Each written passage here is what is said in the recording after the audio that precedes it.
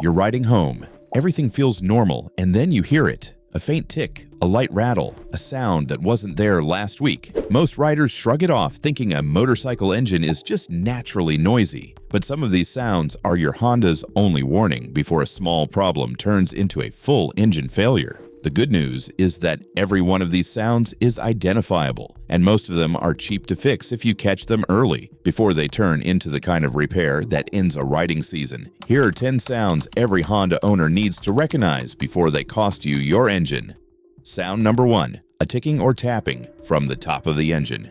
Sound number 1 is a ticking or tapping noise coming from the top of the engine, usually most noticeable at idle. This is commonly linked to valve clearance drifting out of spec, which happens gradually as components wear over thousands of miles. It's especially worth checking on models like the CB500F, CBR650R, and CRF450RL at the intervals specified in Honda's service schedule, since these engines see a wider range of RPM in normal use than a cruiser might, which can accelerate the rate at which clearances drift. Riders overlook this sound because it can start faint and inconsistent, easy to blame on a cold engine or dismiss after it seems to fade once the bike warms up. Left unaddressed, valve clearances that are too tight can prevent a valve from seating fully, leading to reduced compression, a burnt valve, and rough running. This isn't usually an emergency for a street bike ridden gently, but it is time-sensitive, since valve service is one of the more affordable ways to prevent a much costlier head repair.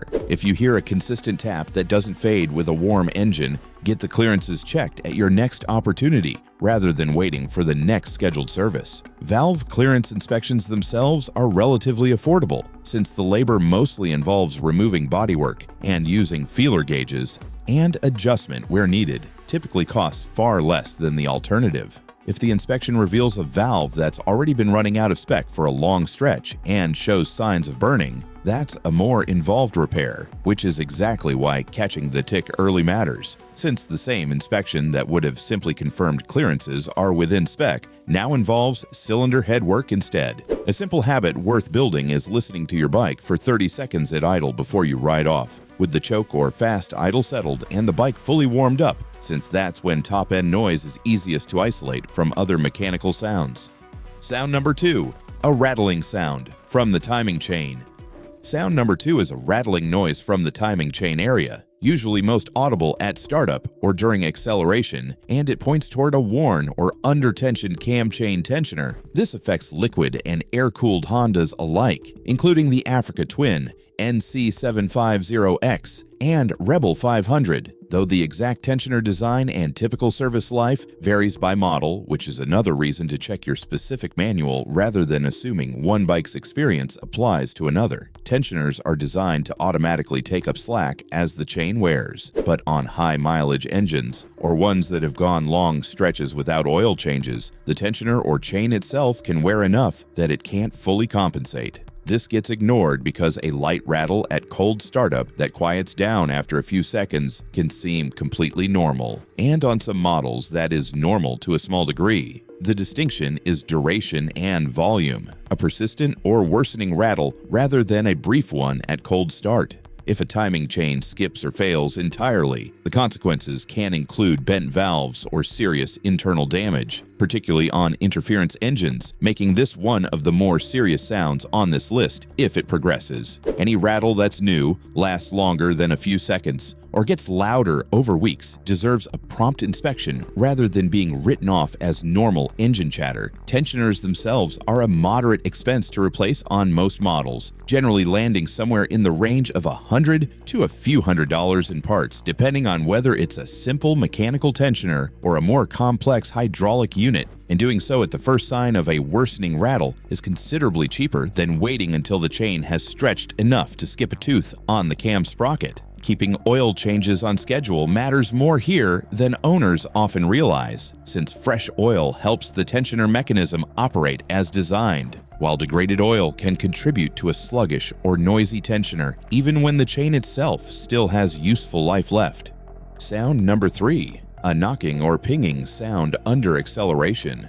Sound number 3 is a knocking or pinging sound under acceleration or load, which is generally linked to detonation, meaning the fuel-air mixture is igniting unevenly rather than in a controlled burn. This can happen from using a lower octane fuel than the engine requires, excessive carbon buildup in the combustion chamber on higher mileage engines, or in rarer cases, an ignition timing issue on carbureted models. It affects performance-oriented engines like the CBR650R and CB650R, somewhat more noticeably than lower compression cruiser engines, though it can occur across model lines, particularly on any Honda that's been run on a lower octane fuel than specified for an extended period. Riders sometimes mistake this for normal engine noise under hard acceleration, especially if they're used to a different bike's sound profile. Repeated detonation can damage pistons and rings over time. Since the uncontrolled combustion creates pressure spikes the engine wasn't designed to handle repeatedly, the fix is often as simple as switching to the fuel octane specified in your owner's manual. But if the knock persists on the correct fuel, it's worth having a mechanic check for carbon buildup or a timing issue, since a proper diagnosis usually starts with confirming fuel quality before moving on to a more involved inspection. This is worth addressing soon rather than continuing to ride on it, since the damage from ongoing detonation is cumulative. It's also worth noting that not every mechanical noise under acceleration is detonation. A loose heat shield or exhaust bracket can produce a rattling sound that some riders mistake for engine knock. So if you're unsure, having a mechanic listen in person is more reliable than self-diagnosing from sound alone. Carbon buildup, when it is the cause, tends to accumulate faster in engines that spend most of their time on short trips at low RPM, since that riding pattern doesn't let the engine reach the temperatures needed to burn deposits off naturally, which is worth keeping in mind if you primarily use your Honda for short commutes. Sound number 4, a deep knock from the bottom end. Sound number 4 is a deep, heavier knocking sound that seems to come from lower in the engine, often described as sounding different from a lighter valve tick, more of a dull thud that changes with engine speed. This is one of the more serious sounds on this list since it's frequently associated with worn connecting rod bearings, which can result from extended oil neglect, running low on oil, or using oil that's degraded well past its service interval. This can occur on any Honda engine given severe enough neglect, though it shows up most in higher mileage bikes that have had inconsistent maintenance, particularly bikes that have changed hands a few times where service history is incomplete or unknown. Owners sometimes delay investigating because the bike may still run, just louder than before, and a running engine doesn't feel like an emergency in the moment, especially if the knock is faint enough at idle that it only becomes obvious under load or at higher RPM, which can make it easy to convince yourself it's less serious than it actually is. However, if rod bearings fail completely, the resulting damage is typically catastrophic and can mean a full engine rebuild or replacement, a repair cost that dwarfs nearly everything else on this list. If you notice a deep, rhythmic knock that scales with engine RPM, this is a genuine stop and inspect situation, not something to ride through, since continued running risks turning a repairable problem into a totaled engine. The most reliable prevention here has nothing to do with the sound itself, and everything to do with what happens before it, checking oil level and condition regularly, never running the bike noticeably low on oil, and not stretching oil change intervals well past what Honda specifies for your model, since rod bearing wear is almost always the end result of oil-related neglect compounding over time rather than a sudden unrelated failure. If you do hear this knock, the safest move is to stop riding the bike and have it transported rather than ridden to a shop, since a few more miles on failing rod bearings can be the difference between a rebuild and a full replacement. Sound number 5, a whining or grinding sound from the transmission.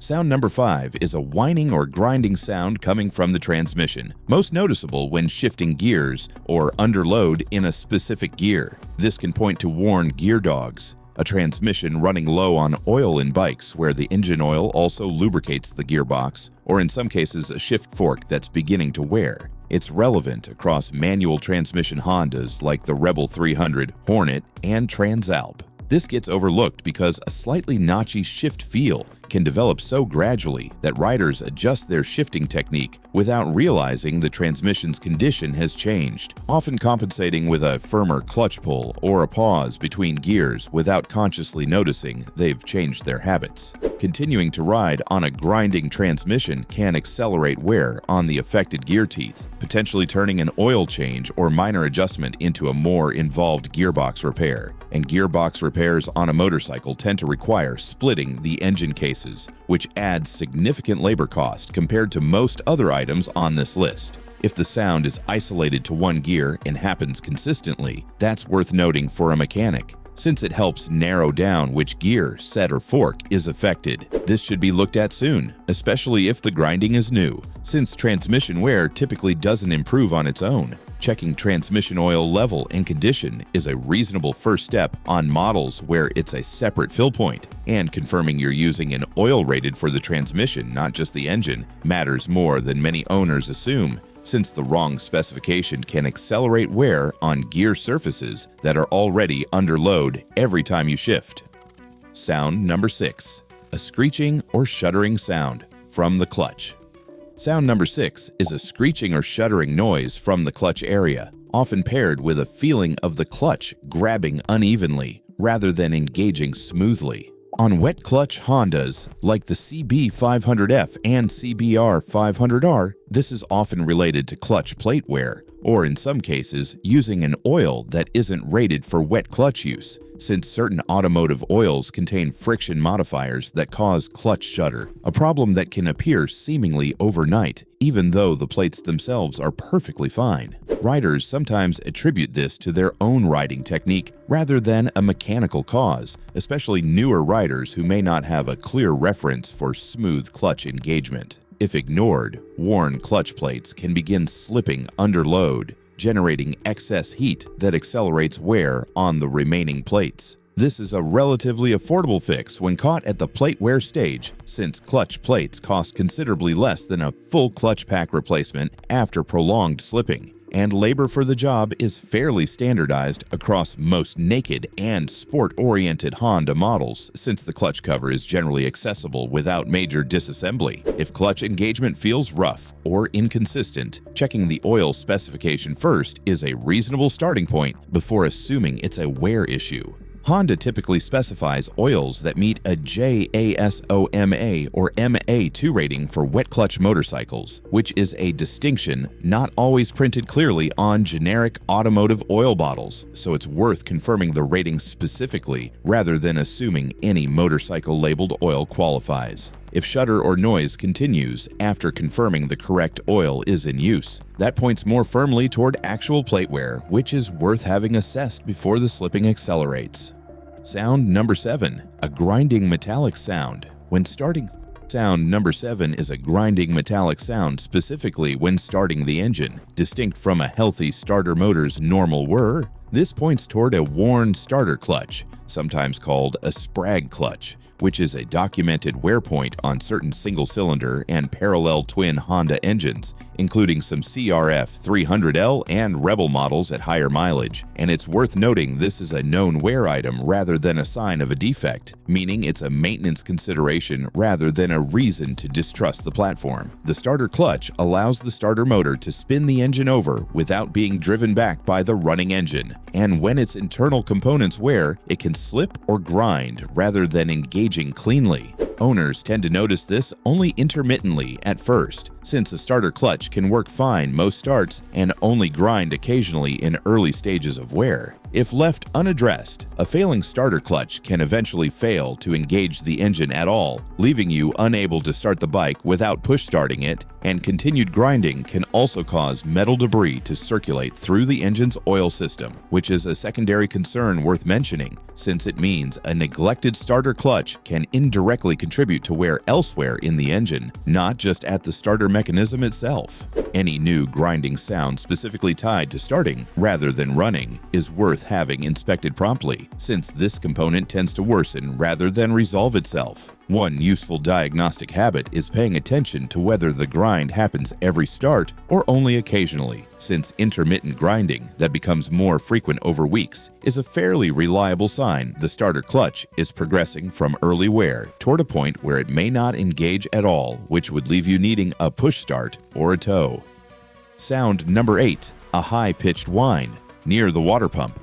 Sound number 8 is a high-pitched whining or grinding noise coming from the front of the engine near the water pump, most relevant on liquid-cooled models like the Africa Twin, Goldwing, and CBR650R. This typically indicates a worn water pump bearing or a failing seal, and it's a sound distinct from normal engine or fan noise once you know what to listen for, generally higher pitched and more constant than the intermittent whir of a cooling fan cycling on and off. This gets overlooked because the water pump is a small, easy-to-forget component tucked away in the engine cases, and a slight whine can be masked by other engine and exhaust sounds, especially at speed. If the bearing fails completely, it can allow coolant to leak into the engine oil or vice versa, a cross-contamination problem that affects both the cooling and lubrication systems simultaneously, which is considerably more expensive to correct than a water pump seal replacement caught early, since it typically means an oil and filter change alongside the pump repair